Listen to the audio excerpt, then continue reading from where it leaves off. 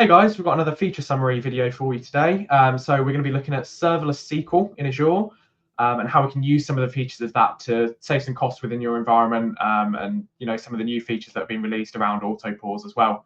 So Mitesh, let's jump right into it. Can you tell us a bit about serverless SQL? Yeah, thanks, Adam. So yeah, the SQL Serverless is an option to run your database in the Azure platform. It's a platform as a service, so a PaaS service. So you don't really need to worry about running and managing a virtual machine or even the SQL Server application. It's all managed for you. It's a platform as a service. There's multiple billing options. One of them is a provisioned one, and one is a serverless one. With the serverless one, you set a minimum and maximum CPU and storage size that you want, and when it needs to scale up, it'll automatically scale up, and it'll automatically scale down as well. So there's good cost savings there as well. One of the good options of cost saving is the pausing. So you can see it's capable of pausing the DB whilst it's idle. So if there's no connections to that database, it will automatically pause the compute on that serverless instance. So you will save a lot of cost that way. And there's a new feature, or an update to a feature, which we'll talk about in a moment as well. So we'll help you save even more costs on that. And yeah, serverless is built by the second as well. So it's quite cost efficient when you use it right in the right scenario as well. And as I mentioned, when it's idle, the compute is paused. You still pay for the storage, but it's the compute where you save a lot of money. Yeah, no, it's all sounds really good. And I think one of the things we forget, because we've got our head in it all day long as well, is with it being a PaaS solution, it's got that familiar interface. It's like all your other resources in Azure. It's all categorized and it's easy to navigate as well. So it sort of brings a bit more familiarity as opposed to have to navigate to a VM and connect on and open SSMS or something and manage a server that way. So I think you've got the benefit there as well.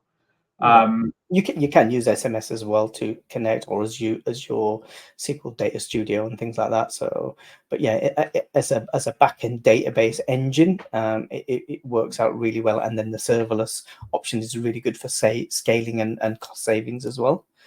So you got pay per use model. So there's no ongoing server cost. You're not running a VM in that. That's what that means there. It's tunable, automatically scaling. So you set your min and max. I think, Adam, you've got one that you're going to show us in a little while as well. So we'll take a look at that. There's less management overheads because you don't have the machine to look after. You don't have to manage the SQL Server installation as well.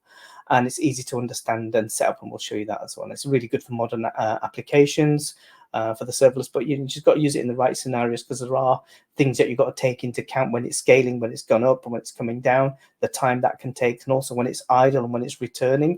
There could be a bit of a delay there. So you've got to think more about the correct scenarios to use them, and you've got to make sure you're using things like retry logic as well in your applications. So to both, sometimes you have to wait for the server to come back, but you should be using retry logic on anything in your services in the cloud. So whether it's you're talking to a VM or a SQL database or a MySQL database, you can make sure you have retry logic, because you can always have a transient error on a cloud platform. You've got to be able to retry and not just have your applications fall over in a heap. Definitely. So yeah, if you tell us a little bit about the use cases, Mitesh, who should be looking at it and what would be a good use case for serverless?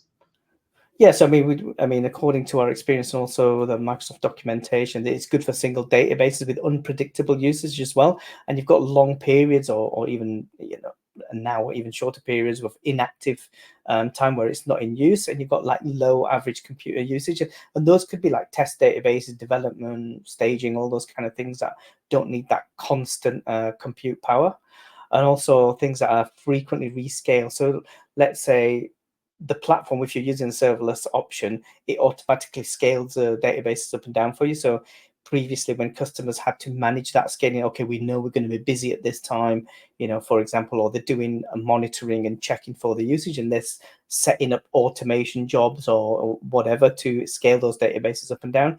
You don't necessarily need to worry too much about that, because the auto scaling here can also help and take some of that management away for you.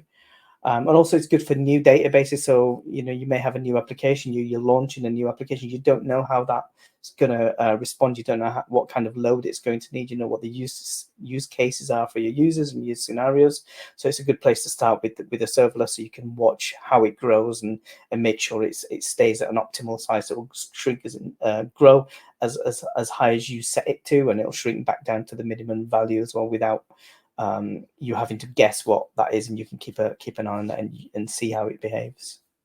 Yeah, and I mean, it's really easy to carry out that testing and get involved with that as well, because of the flexible scaling. I mean, you can scale it up and scale it down really quickly manually as well. So if you're in that environment where you're needing to test it, it's really quick and simple. So I think that's a great point of it as well. So moving on, looking at the new features that we've got at the minute. So Microsoft have just released some new features this month as well, which we're now in October 2024. Reduce auto pause window. So previously you could only auto pause it after an idle time of about an hour, or not about an hour, but an idle time of an hour. So if it's been sat there idle for an hour without any connections, then it will automatically pause. But now that window's come down to 15 minutes. So if it's been idle for even 15 minutes, it will pause the database, which kind of means you're going to save a lot more money that way. So instead of waiting for the whole hour, if it is idle within 15 minutes, you're going to save on that 45 minutes of spend. As we mentioned, you pay per second, so that the extra 45 minutes there can can save you significant amounts as well. And you can see some of the enable auto pause. So maybe Adam, this might be a good point to show us in the portal what you've been one of the ones that you've already set up, just to show the settings in there. Yeah, for sure. We'll switch over to the portal and we can have a quick look at that. Yeah, so we're on the Azure portal now. So we've got our test database selected here. So if we just navigate to compute, we can have a look at some of the settings that are a bit more relevant here. So we can see for the service tier, we've just got general purpose, just because this is just for the demo. And we've got the serverless option selected rather than the provisioned option that Mitesh was mentioning earlier. So if we scroll down here a little bit as well, we can see some of the options for the vCores that are selected. So at the moment, we've got max vCore set as 1 and minimum as 0.5. So, it's really quite flexible. You can go down to 0.5 vCores, or you can go right the way up to the 80. So, you've got a lot of headroom there if you've got quite a compute intensive workload running on this database. That's one of the new features as well, the 80 vCores that's been rolled out to much more regions as well. I think we've got a slide on it later anyway. Yeah, it's another new thing that you might not have seen 80 vCores in your region, but you should see that now. Yeah, absolutely. And I think it's emphasizing that Microsoft is sort of pushing for serverless to be a bit more widely adopted, allowing that higher compute and stuff like that. So it's good to see from Microsoft as well, definitely. So yeah, if we scroll down as well and look at the auto pause feature, so we can see the default that was selected here is still 1 hour. So auto pause is enabled on this database at the moment. But what we can do now is basically we can switch that to 0, and then we can see that it actually prompts us that it has to be between 15 minutes and 7 days. So previously this limit was 1 hour and 7 days, whereas now we can select literally up to 15 minutes. And then it's very granular as well. So if you had a predictable usage pattern on your database, and for example, you wanted to set this to 1 hour and 18 minutes, you absolutely can do. Bit of a random one there. I'm not sure why you'd want to, but if you've got that predictable usage, you can be really granular with it and get it tuned exactly for your application. Yeah, so we'll jump back to our slides now. We'll go through a couple of the use cases where auto pause isn't maybe viable for your application, really. Okay, thanks very much, Adam. So here's some good pointers on when not to use the auto pause. So it doesn't work with geo-replicated databases. It doesn't work if you've got long-term backup retention. So there are some limitations to it. It's best to know them early on. If you're syncing databases using SQL Data Sync, you can't use it there. And if you use DNS aliases, there aren't many people that use them, so we have used them before, and they're really useful in some use cases as well. So especially if you're migrating things off different environments, things like that, it's really useful. So again, Elastic Jobs, if you use Elastic Jobs, yeah, it's not supported as well as a job database. So serverless databases targeted by Elastic Jobs do not support auto-pausing. So, if you've got an auto-pause database and Elastic Jobs are trying to hit it, it's just going to keep resuming the database. So you've got to take some of these things into account as well. Yeah, and I think it's really emphasizing, the auto pause feature is great for saving those costs, but it's maybe more applicable to sort of your dev test environments and things like that, where you're maybe not using some of these features. So yeah, it's a good option there.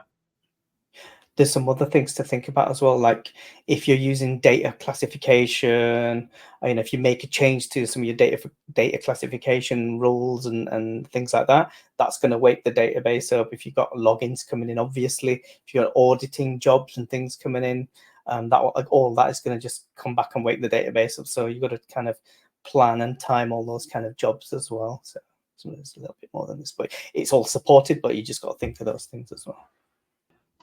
So moving on here, we've got a couple more of just general SQL updates. So why don't you take us through those, Mitesh? Yeah, so I think we've talked about these ones. So we can reduce the cost by using serverless. We can now reduce it even further with a lower idle time limit of 15 minutes rather than an hour. So that's been really good. There's also bi-directional failovers for between SQL Server 2022 and a SQL managed instance. So you do need 2022 for this. So what that means is you can set up a SQL Server in a different environment, or you're on-prem, for example, and then you can fail over the databases, which is really good for DR as well. I can fail over and fail back as well. And as we saw in our portal, you've got up to 80 virtual calls as well using the serverless option. So basically, the news on that one is that Microsoft have rolled that out to many more regions than it was available in previously. So yeah, those are the main updates for SQL this month at least. But yeah, the biggest one for us in terms of cost saving was the lowering of the idle time limits. So yeah. And thanks for that demo as well, Adam. Yeah, no worries at all. And thanks for taking us through the slides, Mitesh. And it's great to sort of get involved with some of these bits. So yeah, hopefully that was useful for you guys out there. If there's any questions or any other bits you want to look at for SQL, leave us a comment down below, and we'll either get back to you or we can do a video on that. Also, we've got our Cloud Connect event coming up in November. So we'll pop a link to that in the description. Be great if you could register for that, or if we could see any of you there. We're really looking forward to it, and it should be a good event with some talks on cost savings there, a couple of bits about our marketing recently and sort of our journey with that. So really good networking event. So yeah, hopefully you found the video useful. Leave us a like, get subscribed, and we'll see you in the next one. Nice one. Thank you very much. Thanks all. Cheers, Adam.